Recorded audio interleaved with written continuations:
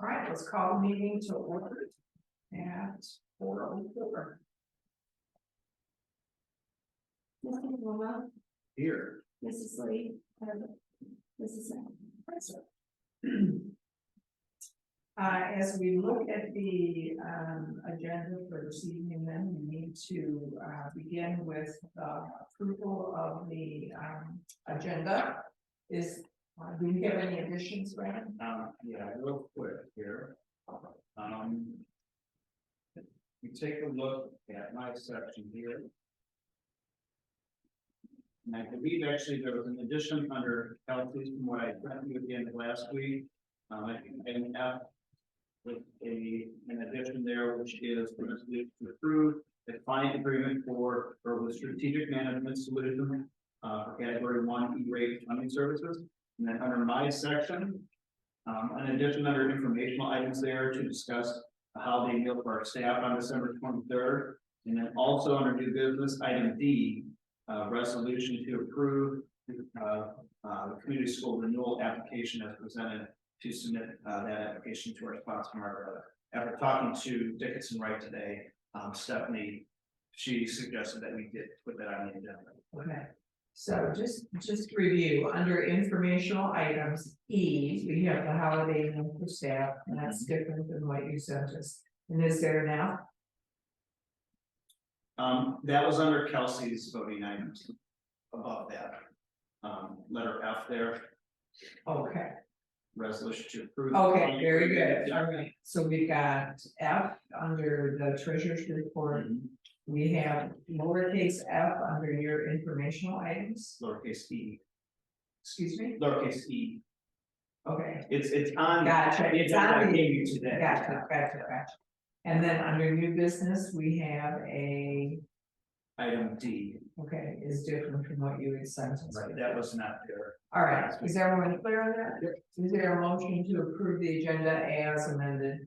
Moved by Israel, seconded by Jackie. We'll have roll, please. Mr. Wilma, Mrs. Lee, yes, Mrs. Smith. Yes. Right, Kelsey had sent out the minutes of the previous meeting, and I need approval for that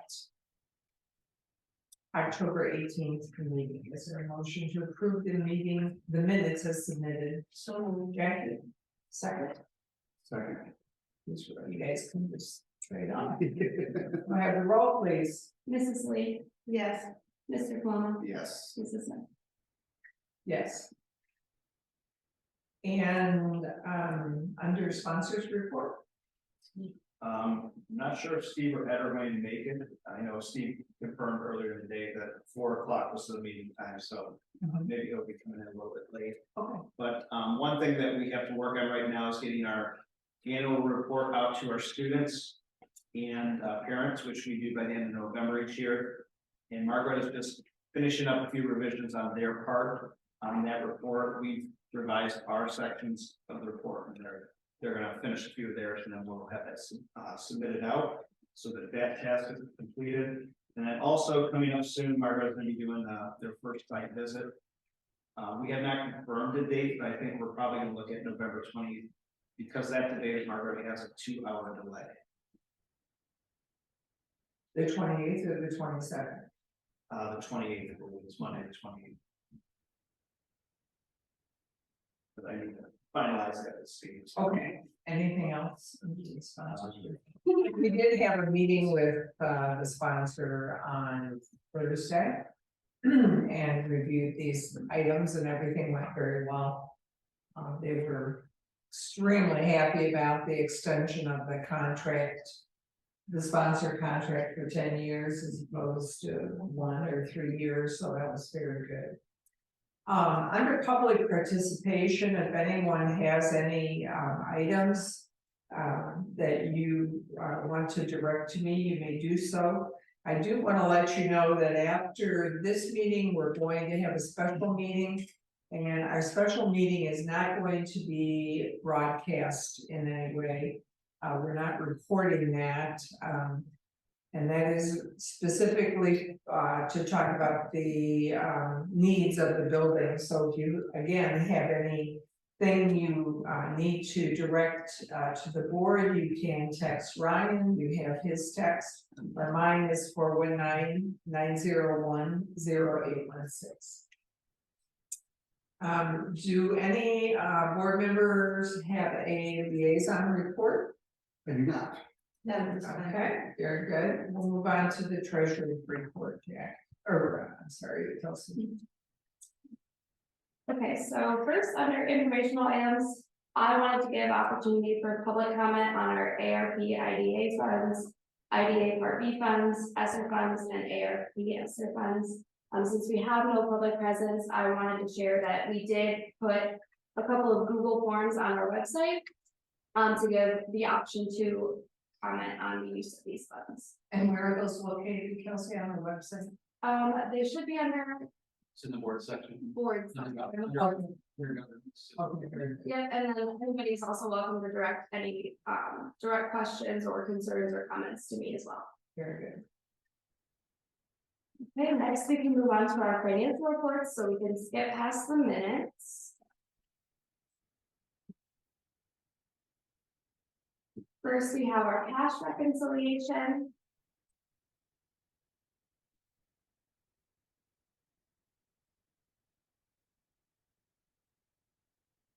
Mine's the big packet. Yeah, mine's always the big one. You can see the end of the month with $6,252,301.63. As we move on to our disbursement summary, there was nothing really out of the ordinary I felt we needed to point out. I'll give maybe a minute to look it over, and if there's no questions, I'd like to just move to the spreadsheet.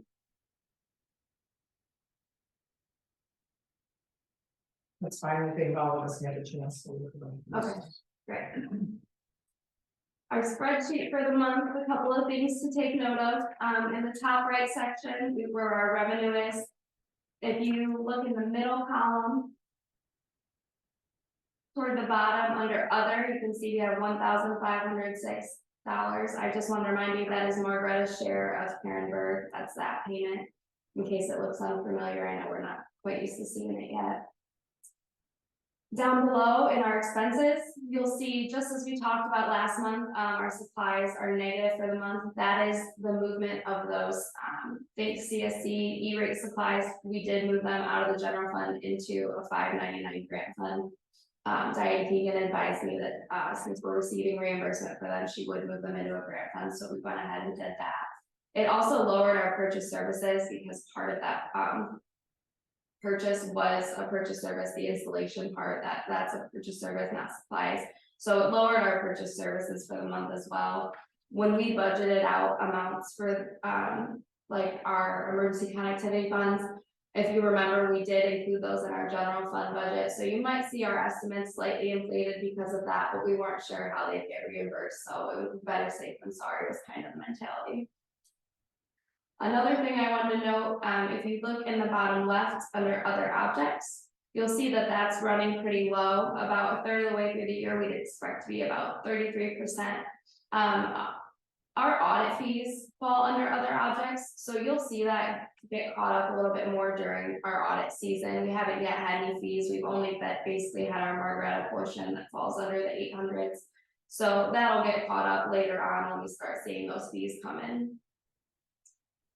Other than that, we had a total FTE at 349.38 for October, and we came in positive for the month. Does anybody have any questions over the spreadsheet? Nope. Okay, we can move on to our 5-year forecast, and I'd like to actually ask you to kind of have side by side the 5-year forecast and then the document following it, because important things to know.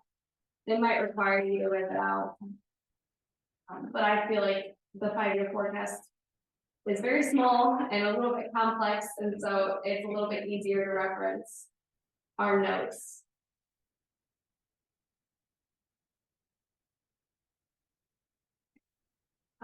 First, just want to address the fact, we talk about this every year, that our 5-year forecast is not necessarily our most reliable document just because of the way our enrollments fluctuate, funding, cost of supplies. But as of right now, with the funding formula the way it is, and with our enrollment staying pretty steady, this is definitely our best estimate for the years to come. Under our purchase services and supplies, now this is a little bit different than, from what he's told me, this is a little bit different than how Mike did it. I include any purchase services, supplies, salaries, and benefits that are purchased both for our general fund and any of our grant funds. But then you'll see the amount of our grant reimbursement is greater for that. So I include those expenses, but then I also include the reimbursement. This year, you'll notice, if you look under fiscal year 23, side by side with fiscal year 22, you'll see a jump in our purchase services and our supplies. For example, under our supplies is that emergency connectivity purchase, which was $135,000 worth of Chromebooks. So things like that, and our E-rate purchase that we get reimbursed for, those are causing our estimate to be greater than last year because we're making those large purchases. Even though we're then getting reimbursed for them, the reimbursement is in the federal grant reimbursement. Does that make sense? Similarly, with our purchase services, you'll see that they're significantly greater, but our resource officer costs went up significantly. We brought in a full-time resource officer, that's a purchase service. Our EMIS coordinator this year is a purchase service through Margaret, and the same with our science tutor. Some of our E-rate purchases were purchase services, so we do have greater expenses.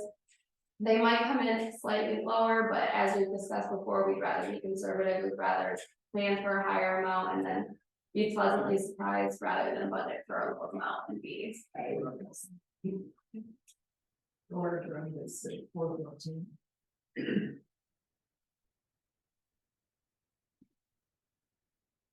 Thank you, glad you can make it. Winter coat and everything, yes. There. We're going over the 5-year forecast, so you want to look at this kind of this thing. Yes, ma'am. Yes. We're going over the 5-year forecast, Kent, so you need this page, and Chelsea asked that we tear out the actual forecast. So we can make comparisons. Yeah, so you want to tear that out and put it beside the other assumptions. It's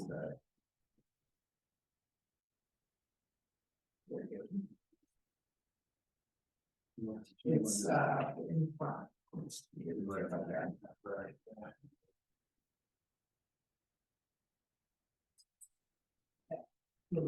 Right. Yep. And then these are the assumptions we're looking at, so okay, Kelsey. Another important thing that I wanted to note was that I did not put any of the potential upcoming construction in the forecast. We have no cost estimates as of right now. We don't have any solid plans. However, those expenditures would just be offset by the grant reimbursement anyway, so you wouldn't see a difference in the total, if that makes sense, because we're just going to get reimbursed for that since we plan to pay for it out of ESSER. If we did make those adjustments, then that would also be reflected in the updated forecast. Yes, yes. We would have it. Right, in May, yeah. Okay. I do have the van purchase on there, so if you look under fiscal year 23, if you go down, you'll see $100,000 in our capital outlay. So that's enough to cover the van and hopefully a little bit above it potentially. The other years there's 25,000 put in a capital outlay. I consider that mostly a contingency. You know, if the roof suddenly needed replaced or something like that, a big capital outlay purchase, I consider that kind of a contingency fund. So the capital outlay is under the operating disbursements at the top. So it's not under the purchase services. No. At the top. And that would be new, that's good. That's new capital outlay. Yes. Okay. If you go down a few rows to our non-operating receipts, you'll see our federal grant reimbursement is fairly high. Our state grants, that would be if we get our safety grant. So our grant reimbursement is pretty high because we've had the emergency connectivity funds, we got E-rate reimbursement. We have our ESSER funds, as well as our typical federal grant funds, so you will see they are pretty high this year. Our E-rate funding amount is going down. It was based off of a previous student population count from, I believe it was fiscal year 2019. Oh, excuse me. It might have been 2020.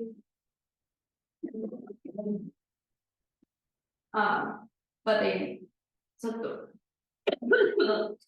reason.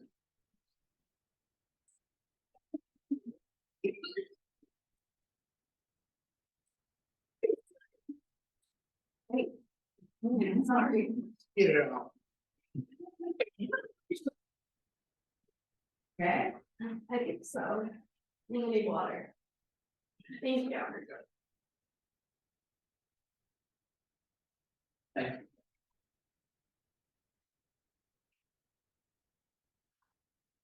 Okay. I think I'm.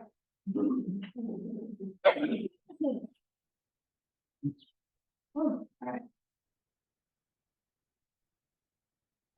So our E-rate funds are going down, so grant reimbursement lowers the following year. And then you see, once ESSER drops off, it goes down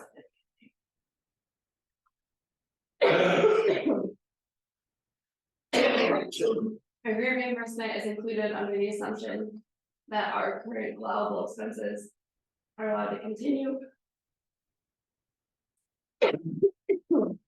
Another important assumption to note is we did budget high for medical insurance.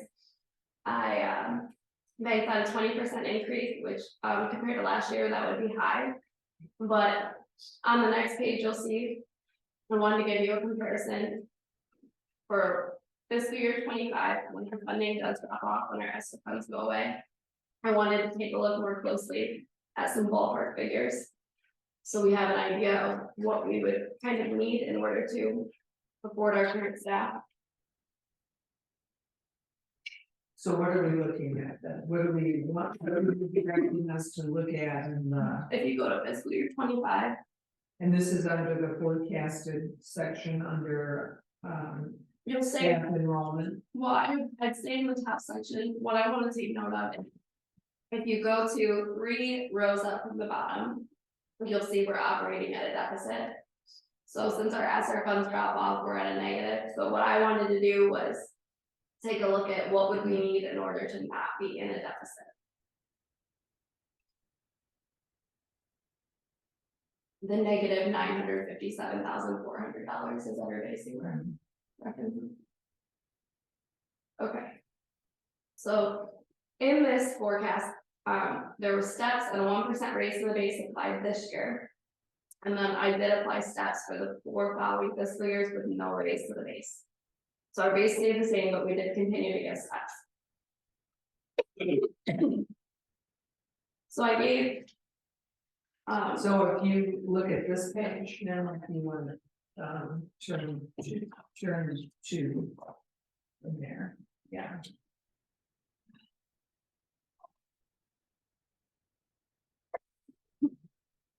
That's.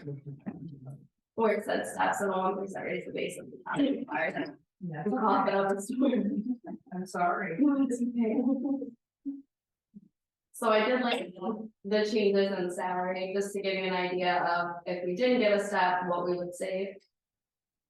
And we've also discussed that, you know, every year leading up to this year, there have been significant changes. We've added staff, we've removed staff, you know. So this year, I think, is our best foundational year to really gauge our expenses. But I wanted to look at, let's say we didn't give a step for fiscal year 25. And so I'm gonna ballpark, that saves us around $40,000. Or let's say we overestimated our purchase services because they are pretty high. Let's say they're overestimated by 120,000. And let's assume that medical insurance just stays the same, and we'll subtract about the $200,000 jump that creates, because it does create a pretty big gap. So you'll see our total expenditures under fiscal year 25, and you look about halfway down in the top section, you'll see the $5,311,400. So that's the number that I've got then on your note sheet. I subtracted our grant reimbursement, significantly lower since there's no ESSER funds, we're at about $455,000. And then I also took away those overestimates that we're being optimistic about in this hypothetical scenario. Well, it leaves us with $4,496,400. Now, when I look at this year's income numbers, if I take our revenue and I divide it by our most recent FTE that we just had on our October report, I get a per FTE amount, which you'll see at the bottom of your notes page, the 11,000. If you'll flip to the next page, I then took that FTE and divided it by about where our enrollment is, which is around 530. And it gives us an attendance percentage of 66%. Then I took the expenditure amount and divided it by the per FTE amount. And we get that we would need an FTE of about 405.79 students. Now, if we're figuring that's about 66% of our enrollment, it would take an enrollment of 614 for us to break even with those assumptions that medical insurance doesn't go up. We potentially overestimated some of our expenses and we don't get a cent. So the main thing that I want you to take away from this is just that to afford what we're doing right now, we do need a significant increase in enrollment or attendance percentage. Now, you'll see on the next page when we look at the state foundation payment, our attendance percentage did go up in November. We do have a higher FTE, so there is potential that our percentage is better than 66. But when I did the 5-year forecast, they just released the payment yesterday, so I didn't have November's numbers. I went on to first. And again, our attendance does fluctuate, so it's hard to bank on, a higher number when it could be lower some months. But we do have to try to find ways to increase our enrollment in order to afford our upcoming expenses. Just a side note, looking at last week's report for attendance. Now, again, we've got a report that measures actual attendance for the actual seat time and actual time outside school. But then we also have the funding attendance percentage, which factors in the scheduled seat time. Because it's a blended learning school, we get that guaranteed 50% for the seat time, even if the student, let's say, has absences there with the seat time. So for that report, which actually is what our funding is tied to, we're right on 73% or so right now. Okay. That's what was going to be the question. Does anybody have any questions over our 5-year forecast? And I know the actual 5-year forecast itself is kind of extensive, so if at any point you go back and you look it over and you do have questions, feel free to reach out at any time. I'd be more than happy to discuss it further. Are there any questions about the assumptions and things that Jackie, or that Jackie, Kelsey, second time I did that, Kelsey has presented? If we look at our enrollment from 2020 to, how do we fare as far as from year to year? I mean, is it pretty? I guess the last 2 years we've been without the outside the 690 radius, so there was a change there back in like October 2020 when that agreement went into place. But looking at last year's enrollment to right now, it's pretty consistent.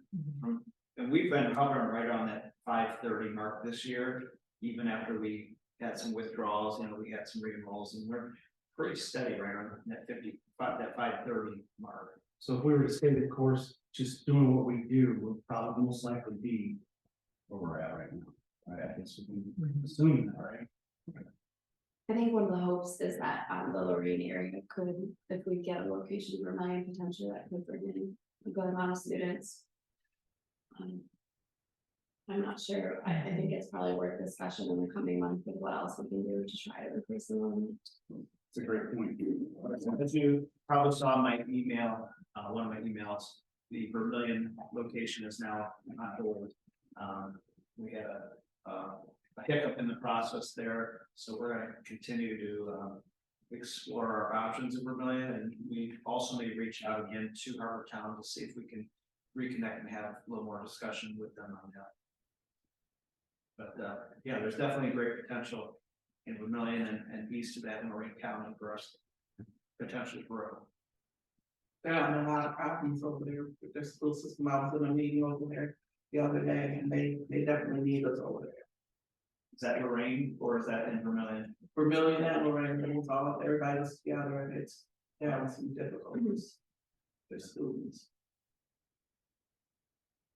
Okay. If there are no other questions, we can take a look at our November payment. So November payment did come in higher than our October payment. A couple things I want you to take note of, if you'll go all the way to the right for the monthly payment and down to the adjustments. I just wanted to give a reminder that the negative $42,767, that's our payback to the OD. We are hoping in January they will do a recalculation of where our FTE is at, and we're hoping that will lower for the rest of the year. I did not plan on that in the 5-year forecast. I left it as the full amount just in case they don't lower it, but I'm optimistic that they will. Last year they did a recalculation in January. And again, the reason it's higher right now is because last year we were at 100% FTEs because that exception in state law. So they based it off last year's FTE, but typically in January, they take a look at where our FTE is at now, and it should lower that. Also, you'll notice there is a change in our retirement amount. STRS lowered our foundation payment amount. They said our payroll is coming in a little bit under what was estimated, so we'll be paying less than that per month, which is good.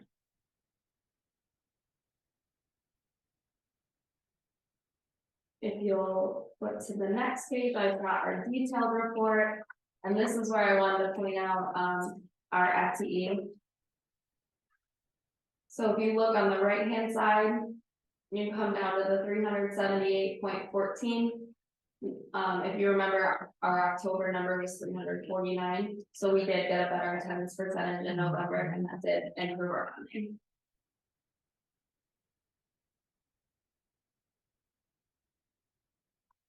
Can you put your finger on anything that's going well that would account for that improvement? I'm not 100% sure why it increased by that much, by almost 30 FTEs. I mean, I guess it could be that the FTE percent did increase maybe by 2% or so. That might be the reason why. Other than that, I don't see any other. I mean, I know the teachers, I'm sure they're working on attendance and trying to maintain things. Well, in October, we started doing our first withdrawals too, right? So some of those kids that maybe had the 0% attendance were then withdrawn. Might be something to see if we could identify any factors at all with the attendance officers as to what we could attribute that and do more of the same. The last part of my report is just our client agreement for our E-rate category 1 consulting services. This is with Strategic Management Solutions. We currently use them. We've used them for a few years now. So this is just the agreement for the upcoming E-rate funding year.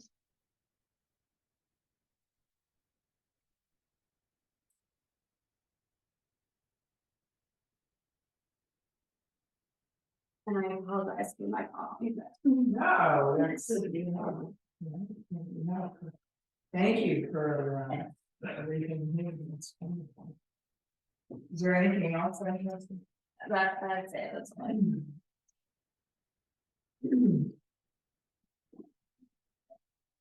Is there a motion then to Well, wait, I'm sorry. yeah, you've got your resolution. Yeah, there's one more. There's a resolution to approve moving $11,779.74 out of the general fund into the 599 grant account to recover the remaining costs of our E-rate purchase. We already had the board approve our E-rate purchase, But since they would not apply the discount directly, most companies will, they'll just apply to your discount and charge you the smaller amount, and then they get the reimbursement. We approved the larger purchase, and then we got the reimbursement, so then there's that remaining amount that had to be covered by the general fund. So even though we already approved the larger purchase, I wanted to, approve the moving out of the general fund to cover the remaining amount.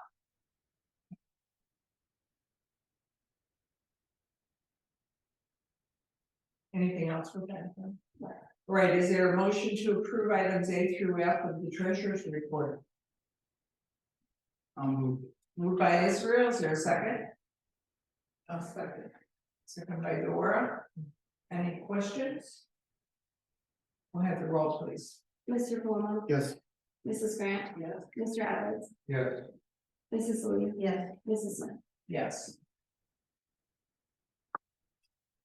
Very good, we'll move on to the superintendent's report. Okay, first thing I'd like to discuss here is our enrollment data, which can be found in your folder there. You can see the breakdown by school district of residence.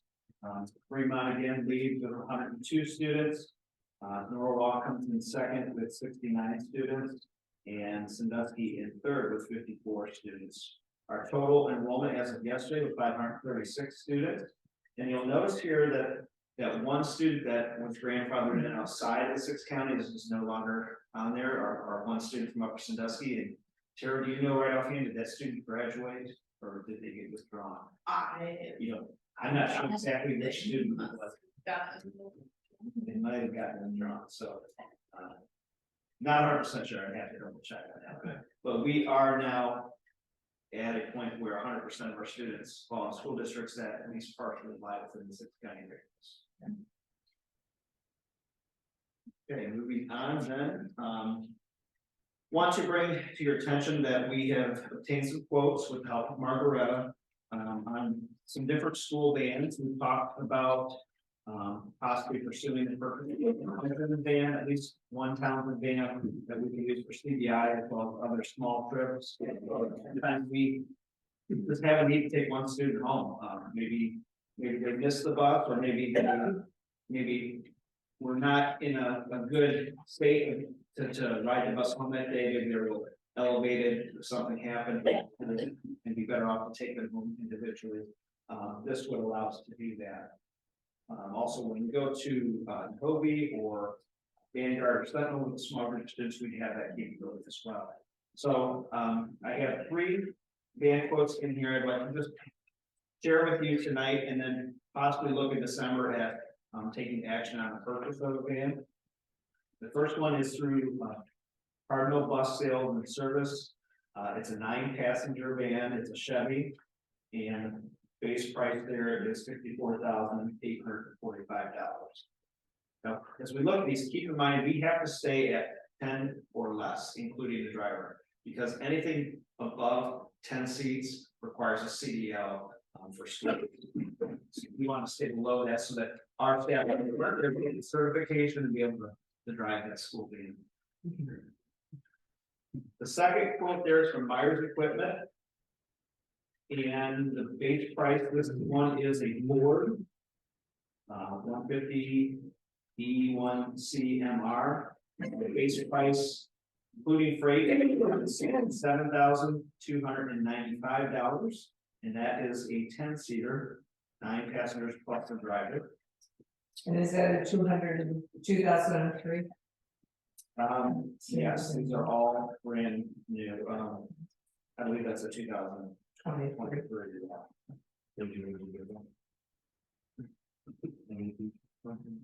Okay. And then the third one that we have in here is Bus Service Inc. And they have several different quotes actually in here. There's a 7, an 8, a 9, and a 10 passenger van. Looking at the 10, because they probably want to get the most seats possible. Their quote is at $67,939. And these are Ford vans. Have you seen any of these? In person, no, I have not. Our the transportation representative help with getting those. I also did visit some dealerships on one day that we had a fog day when school was closed. And it was a remote learning day for our students. I visited Foster's as well as the one out in Cleveland Road, Firelands, I think it is, Firelands Group. And they didn't really have what we need. They had 12 passenger, which is, we needed 10 or less. And then the Firelands had some used ones, but again, it wasn't what we needed. The other thing we could have considered was just a standard, van that families use. That's another option, but I think we're looking for more for school van that has larger seating. Matt Smith was working on trying to get a quote from Matthews Ford, but he is having trouble getting anything back from them. They won't send him a quote for some reason, but we wanted to get a quote from them, being a local dealership as well. Maybe tested. He's gonna, I think Matt is gonna reach out to some other dealerships in the area. Yeah. So we may not be restricted to these 3 quotes, there may be more to come. But I just wanted to really initiate the conversation on this. I think if we're gonna do this, we should take action in December, because it might take a while to get the actual van in. And plus, we want to use the ESSER funds too, while we get access to them. Kelsey did reach out, she did reach out for approval of using ESSER funds on this, and they did say that that sounds like an acceptable expense. Any questions? Vicky, this is your line of, this is your expertise, so you need to advise us on this transportation. Sounds like you got it under control. Okay. Very good. And do we, I see the one has the option with a wheelchair lift, do we have any students where we require wheelchair transportation? It's always a possibility that we could. I'm trying to think right offhand. I don't think there's any kids right now that are using the elevator. Not at this time, but there's always that potential. Okay. All right, is that option available on the other 2 bids? I see it's on the Bluebird. I think I can just work. Base price, okay. All right, No problem with letting you seating though. yeah. I'm sure. Yeah. And we have one time it talked about, maybe we get 2, and maybe you get one that does have that capability, one that doesn't, if there's sufficient funds. I think that's gonna depend on what you look at for the building renovation, because I wasn't planning on to. Yeah, we did talk a little bit about maybe using CBI funds too, so we were talking, okay, are these CBI funds that we have, this is CBI purposes as well. Right. So You would only be able to use it for CBI though. Say that again. If we purchase it with CBI funds, with career tech funds, you can only use it toward career tech. Yeah. So it couldn't be a van that we use to just take a student home. Right. Okay. All right, any other questions? All right, move on. All right, next, this discussion items is an update on the corrective action plans. I had intended to bring local language for the community service seal this month, and we did meet and we had a discussion on this. Tara, Ashley, and I are working on this project, and we're just, with all the other things going on, we just didn't get it finalized. So I will try my hardest. I fully intend that in December we will have this on the agenda so that local language is defined in policy for us. And then the other item is the allergy policy. Again, we have not gotten to that. I need to put a committee together and include some parents so that we can get this done and revised and this policy updated here in December before the first of the year. So it's on my lengthy to-do list. I apologize, it has not gotten done, but we're gonna definitely try to get that done for the first of the year. Are there any repercussions from Margaretta because we don't have it done by the November I 30th? don't believe so. Moving to discussion item D there, consideration to change our backpack bag policy. So recently, North Point and the Mental Health Board reached out to all the area schools with the opportunity to apply for grant funds. And I submitted a grant on behalf of Townsend, asking for money for clear backpacks with a drawstring, as well as some metal detector wands to try to improve safety, and also to help promote good choices and help keep kids tobacco and drug free. And you know, our kids are coming in with backpacks, and we don't know for sure what's in backpacks. Some kids are carrying vape pens or THC. We collected 2 of those items today. And who knows what. And we're really focusing on school safety here. And we had training with Margaretta a few weeks ago that was really powerful.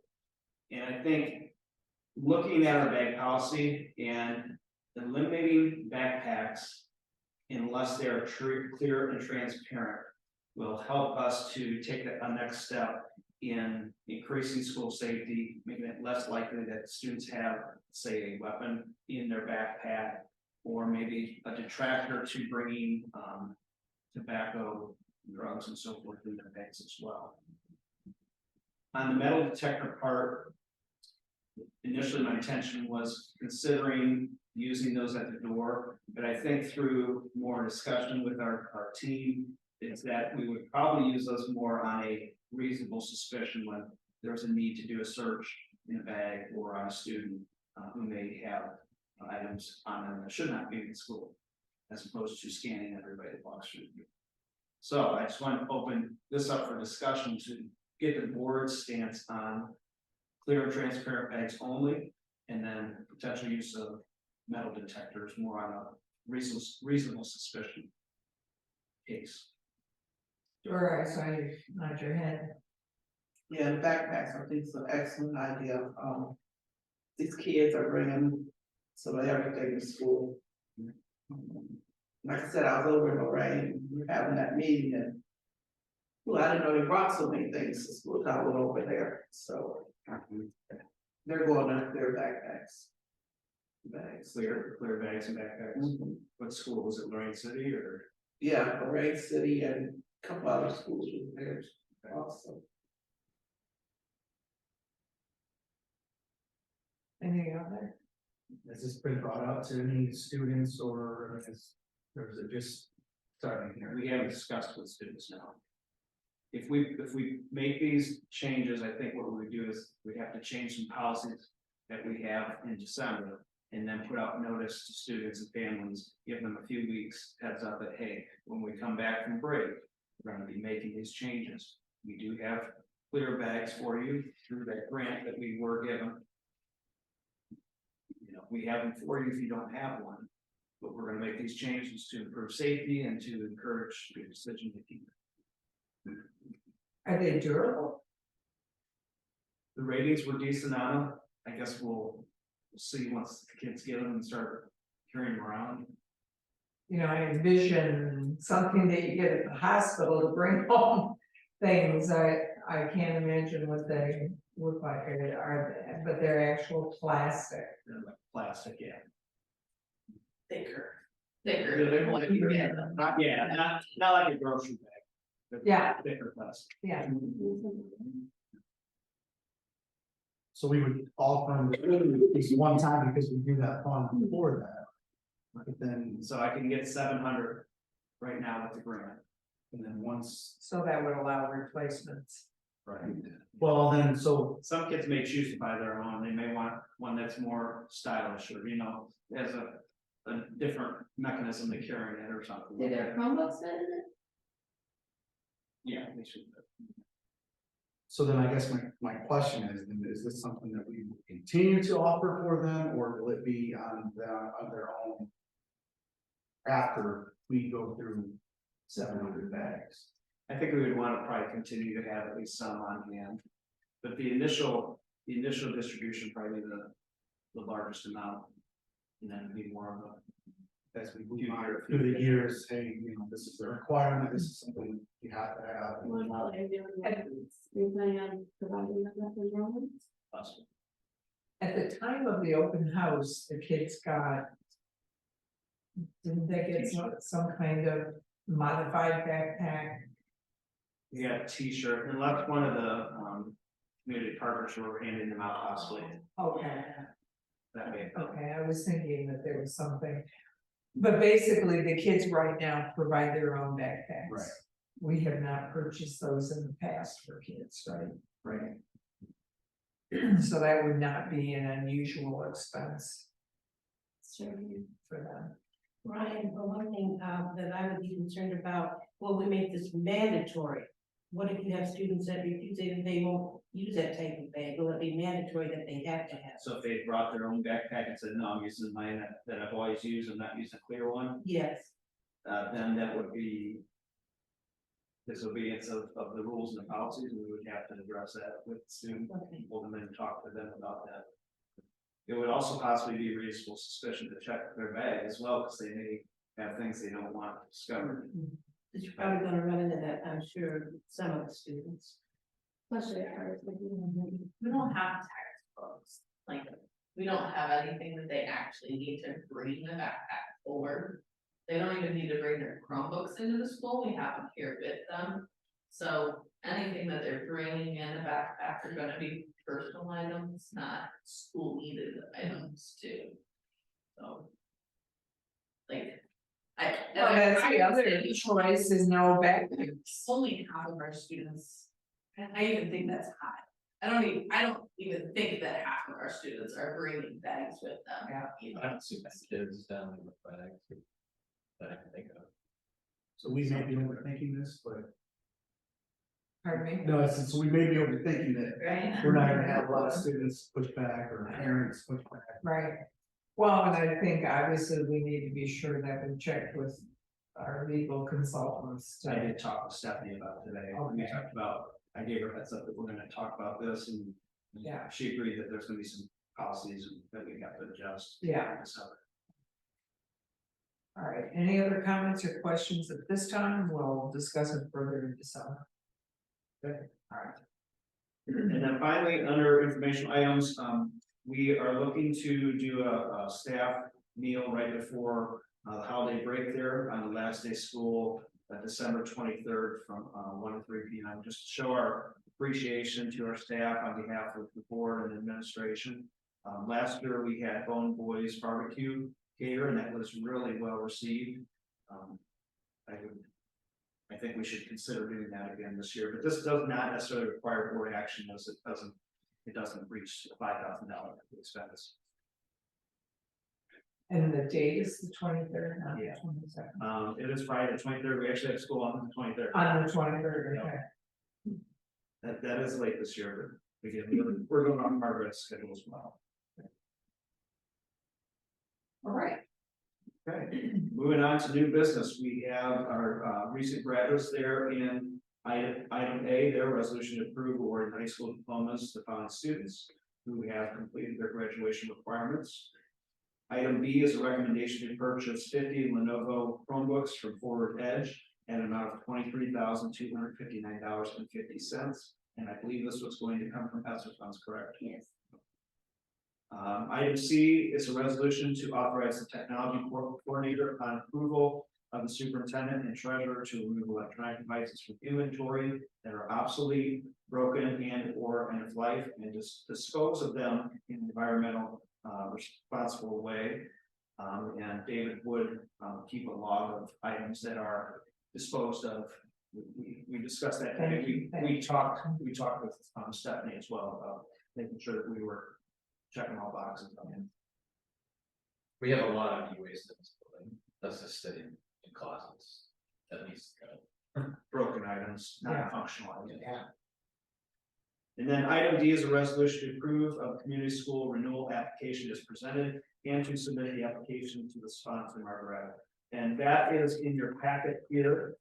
This is just a step that needs to be done as part of their 10-year renewal for their sponsorship.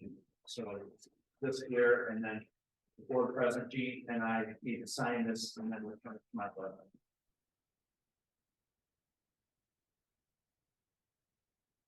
They were pretty happy that it jumped to a 10-year approval, so. And this is something that Margaret has already approved.